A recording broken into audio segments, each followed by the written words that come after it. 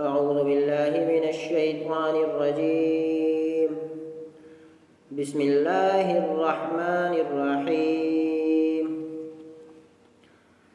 إذا زلزلت الأرض زلزالها وأخرجت الأرض أثقالها وقال الإنسان ما لها يومئذ تحدث أخبارها بأن ربك أوحى لها يومئذ يصدر الناس أشتاتا ليروا أعمالهم فمن يعمل مثقال ذرة خيرا يره ومن يعمل مثقال ذرة شرا يره.